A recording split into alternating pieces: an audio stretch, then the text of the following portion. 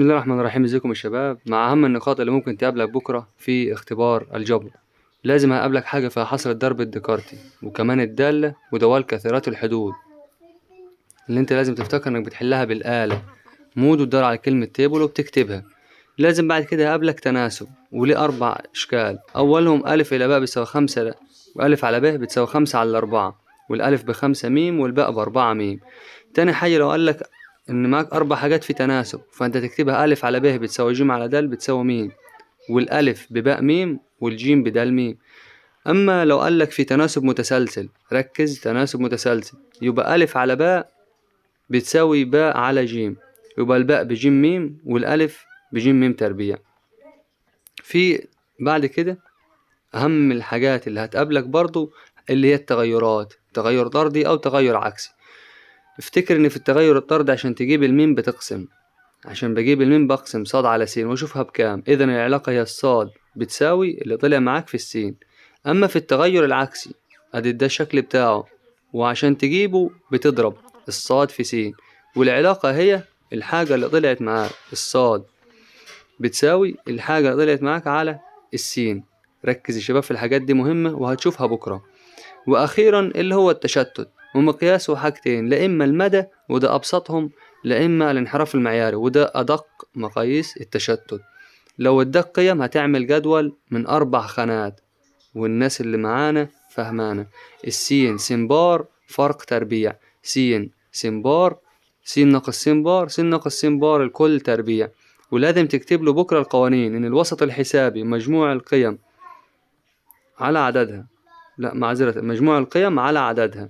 أما الانحراف المعياري جذر مجموع س ناقص س على ن. ركز يا شباب، الأفكار دي مهمة جدا. تعالوا دلوقتي ألف نشوف مع بعض حل ب45 فالألف محفظة كده ب9 الجيزة. توسع 9 و1. الصاد 2 ب9 فتبقى ب3، 2 في 3 تطلع ب6. -4 هتيجي يا شباب الناحية التانية تبقى مع ال6 تبقى ب10. س على ال3 دي ب10، 10 زائد 2 على ال3 تطلع 32. الخمسة موجودة فين؟ طبعا هنا السؤال اللي هيروحوا مع بعض هتبقى موجودة هنا. المدى أكبر قيمة ناقص أصغر قيمة، 9 ناقص 3 تطلع ب6. الثالث المتناسب هتربع ده على ال3، 36 على ال3 فيها ال12. شوف بقى الأسئلة اللي بعديها، وياريت يا شباب نركز مع بعض جدا. بيقول لي لو كانت السين فيها -1 وصفر وواحد واتنين وتلاتة والصاد فيها الحاجات دي، عايز العلاقة اللي بتدل ان الألف تربيع بتساوي عين. ركز دايما بتكتب 3 حاجات، أولهم بيان عين. بيان عين ده بيساوي، طبعا يا مستر التربيع -1 تربيعه ب1، الصفر تربيعه ب0، الواحد تربيعه ب1، والاتنين تربيعها ب4، والتلاتة تربيعها ب9. خلص بيان العين. فبتعمل عمودين يا شباب، واحد فيهم اسمه س والتاني فيهم اسمه صاد. واحد س وواحد صاد، في كل العناصر بتاعة السين -1 0 1 و2 و3. التاني في كل عناصر صاد 1 و0 4 6 9. وبتبدأ بعد كده توصل كل حاجة بالمرتبطة معاه، يعني -1 مع الواحد، الصفر مع الصفر، الواحد برضو راح للواحد، الاتنين مع ال4، واخيرا كانت ال3 مع ال9. هلا ايه السبب؟ لان كل عنصر من عناصر س ظهر كمسقط اول مرة واحدة فقط، لازم تكتبها. السؤال اللي بعده بيقول لك لو كانت السين على ال3 بتساوي ص على 4 بتساوي ع على 5، اثبت ان. اول يا شباب ما تلاقي فوق في رموز وتحت في رموز فبتمشي بالتعويض. هتقول له ان السين ب3 ميم والصاد ب4 ميم والعين ب5 ميم وهكذا. يعني عندي 2 صاد ناقص عين على 3 س ناقص 2 في صاد زائد العين. حط القيم اللي انت حالا لسه جايبها. انت قايل له ان الصاد ب4 ميم والعين قلت له ان هي ب5 ميم، 5 ميم، والصاد 4 ميم والسين ب3 ميم، وعوض. 2 في 4 ب8 ناقص 5 يبقى 3 ميم، دول كده 9 ناقص 8 1 و5 تبقى 6 ميم. هتلاقي دول راحوا مع بعض تطلع في الاخر فيها النص، يبقى بالفعل حلك صح النهائية. اما السؤال اللي بعده بيقول لي مثل بيانيا الدالة دي حيث السين تنتمي. طبعا انا عارف اني بطلع الآلة بتاعتي يا مستر واختار مود تيبل، هلاقي ان ظهر لي كلمة اف اوف اكس.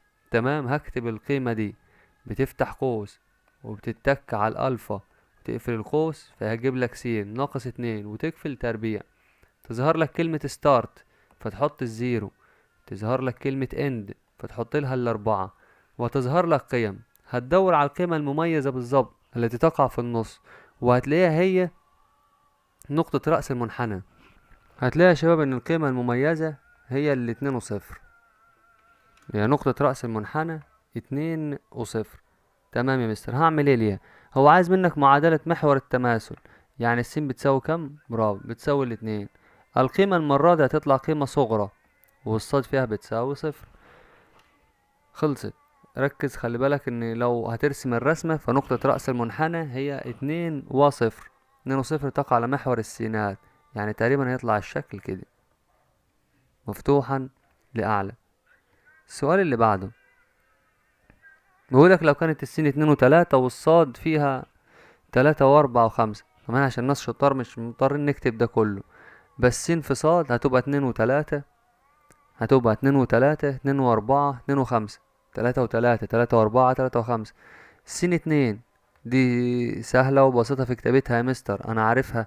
لما يكون عايز مني سين 2 فدي معناها 2 و3 هضربها برضو في 2 و3، وهيبقى عبارة عن مجموعة الأزواج المرتبة، فيها 4 أزواج مرتبين. تمام، برافو عليك. مسقطها الأول تبع السين ومسقطها التاني برضو تبع السين، فتبقى 2 و3، 2 و2، 2 و3، 3 و2، 3 و3. آخر حاجة عايز منك النون صاد 2، هي صاد فيها كم عنصر؟ 3، تطلع ب9، أو اديتها الأس التربيعي. برافو عليك. بعدها بقول لي لو كانت الألف تتغير عكسيا مع مربع الباء. الألف تتغير عكسيا مع مربع الباء. تمام، والألف دي هتبقى ب5 لو كانت الباء ب3. يعني هاتلي الميم، هاتلي العلاقة. أنا عارف يا مستر إن الألف بتساوي ميم على باء تربيع. الميم دي عبارة عن حاصل ضربهم مع بعض، يعني الألف ب5 هضربها في الباء تربيع 9. 5 في 9 ب45، فالألف العلاقة عبارة عن 45 على باء تربيع، دي هي العلاقة. طيب شوف لي قيمة ألف كام لو كانت الباء ب2. يا ترى الألف هتطلع بكام لو حطيت الباء دي ب2؟ طبعا 2 تربيع ب4، 45 على 4. يا ترى ال45 على 4 هتطلع فيها كام؟ فيها 11 وربع، صح؟ أو إنك تكتبها له 45 على 4، صح؟ يطلع فيها 11 وربع، 25 من 100، أو تسيبها له نفس ما هي، صح؟ اللي بعدها يا شباب، وركز خالص في اللي جاي ده. اللي بعدها بيقولك إذا كانت الباء وسطا متناسبا. يعني ايه وسطا متناسبا؟ يعني أفهم يا مستر إن ألف على ب بتساوي باء على ج بتساوي الميم، والباء بجيم ميم والألف بجيم ميم تربيع. وهبدأ أعوض. أول ما يقولك اثبت لازم تكتب الطرف الأيمن، الطرف الأيسر. الناس اللي بتردد معايا برافو عليكم. إذا الطرفان متساويان، ده ألف باء في الحل عشان أصلا هيطلعوا متساويين. في الطرف الأيمن مديك ألف ناقص باء، هي الألف بكم؟ برافو، جيم ميم تربيع، والباء بجيم ميم على ألف اللي هي كم؟ برافو عليكم، جيم ميم تربيع ناقص جيم. وتبدأ تطلع العوامل المشتركة. هتلاقي فوق الجيم ميم عامل مشترك ويتبقى معاك ميم ناقص 1، وتحت هي الجيم عامل مشترك ويتبقى معاك ميم تربيع ناقص 1. الجيم هتروح مع الجيم. طب يا مستر ده المسألة كده لسه طويلة، صح؟ ميم ناقص 1. أما تحت ركز في اللي جاية دي عشان لازم تكون عارفها. دي عبارة عن فرق بين مربعين، وهتفكها إلى قوسين، ميم ناقص 1 وميم زائد 1. هتلاقي دول راحوا مع بعض، يبقى الطرف الأيمن فيه ميم، الطرف الأيمن بقى ميم على ميم زائد 1. لازم الأيسر يطلع شبهه. الأيسر اللي هو باء عبارة عن جيم ميم على باء اللي هي جيم ميم زائد جيم. شوف كده في عامل مشترك في البسط؟ لا. والمقام فيه العامل المشترك اللي هو الجيم خدته، فهتروح الجيم مع الجيم ويتبقى معاك ميم على ميم زائد 1 متساويان. اللي بعده بيقولك لو كانت النقطة دي اللي هي ألف و3 تقع على المستقيم، إذا تحقق المعادلة دي. يعني أفهم يا مستر من كده إن دالة س 4 س ناقص 5. تمام. ألف وتلاتة تقع عليه، يعني لو شلت السين وحطيت مكانها ألف وشلت الصاد وحطيت مكانها تلاتة تقع على نفس الخط المستقيم. فيبقى 3 بتساوي 4 ألف ناقص 5، -5 هتروح الناحية التانية، فيبقى 4 ألف ب8. يبقى كده افهم يا مستر ان الألف بتساوي 8 على 4 اللي هي فيها 2. أيوة بالظبط كده. آخر سؤال بقى، والسؤال ده كده حاجة في البونبوني وب95% بكرة في الامتحان. احسب الانحراف المعياري. بتعمل جدول مكون من 4 خانات.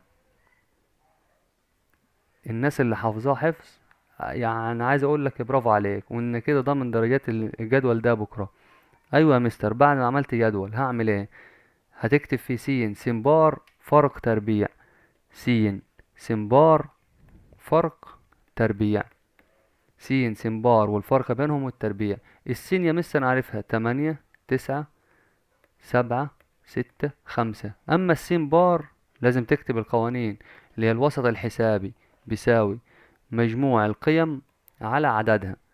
يعني يا مستر افهم ان مجموع القيم دول لو جيت تجمعهم هلاقي دول ب15 ودول 15 30، ودي 5 يبقى 35 وعددهم 5. تطلع يا مستر 7. برافو عليك. نزل ال7 بقى، 7 7 7 7. ادي كده علامة السالب، اطرح دول من بعض. 8 ناقص 7 1، اللي بعدها 2، دي هتلاقيها بصفر. -1 -2. ارجع ربع. 1 4 0 ومجموعهم 1 4. 10. هحسب يا مستر كده آخر حاجة اللي هي الانحراف المعياري السيجما. ده بيساوي جذر آخر عمود عندك اللي هو اسمه مجموع س ناقص س بار الكل تربيع على ن. يعني يا مستر جذر 10 على عددهم اللي هو 5. أيوة اللي هي جذر 2. برافو عليك. وتتك كده على الآلة الاس دي تطلع معاك 41%. انتهى المراجعة.